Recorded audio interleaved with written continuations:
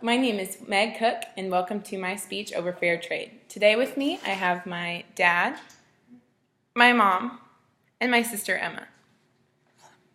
How many of you have ever shopped at Forever 21? If you've ever shopped here, you know the pleasant feeling of the low total at the cash register. So many clothes for so cheap. But let me you in on a secret.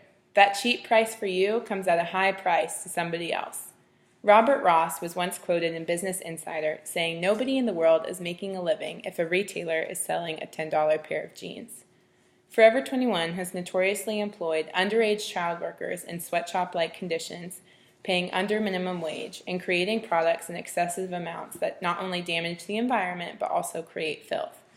This unethical practice extends all over the world in thousands of businesses. And whenever you purchase a product from an unethical business, you're promoting more unethical practices. We can put a stop to this, however, with one fair trade purchase at a time. Every purchase matters, and every purchase has power. Fair trade is a market-based approach to alleviating poverty and promoting sustainability through ethical practices. I became interested in fair trade over my mission trip to Santa Elena, Honduras, my senior year of high school. Every day as we'd walk to our work site, in the mornings I would see this one malnourished woman at her shack-like home weaving a hammock. And every night as we walked back to our camp, I would see the same woman weaving the same hammock.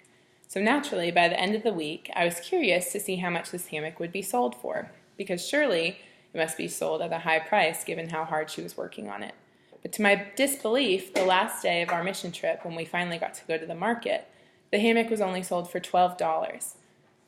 This shocked me because in the United States, people would be willing to pay up to $200 for a hammock. From then on, I felt passionate about getting underprivileged workers the rights and pay they deserve.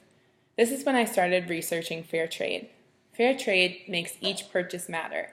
It practices to improve the lives and promote sustainability for both businesses and the environment.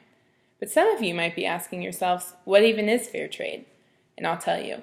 According to the World Fair Trade Organization, fair trade is a trading partnership based on dialogue, transparency, and respect that seeks greater equality in international trade. It contributes to sustainable development by offering better trading conditions to and securing the rights of marginalized producers and workers, again stated in the World Fair Trade Organization. Fair trade empowers workers to take control of their lives, businesses, and communities through trade.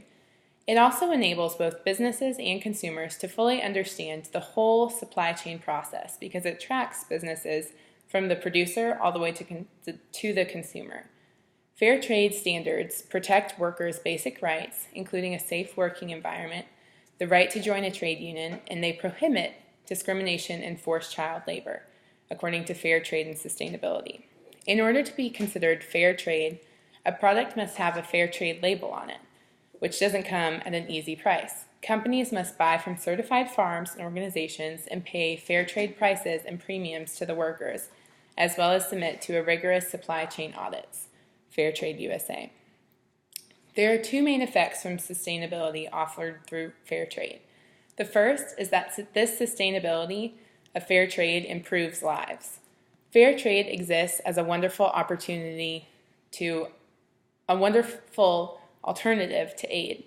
It promotes sustainable business practices that allow for communities to lift themselves out of poverty and stay out of poverty instead of just giving free handouts. That's typical with United States aid.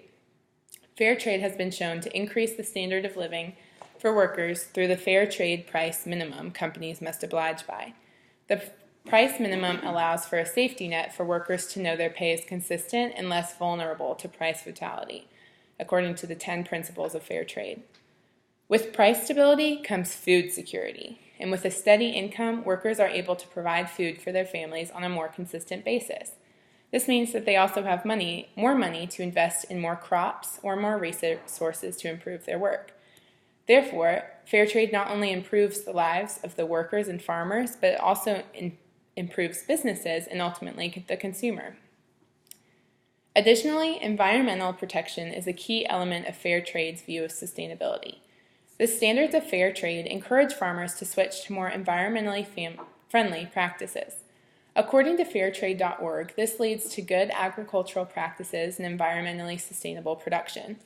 More specifically, fair trade standards seek to reduce the environmental impacts in production by eliminating high pesticides and inorganic production methods whenever possible.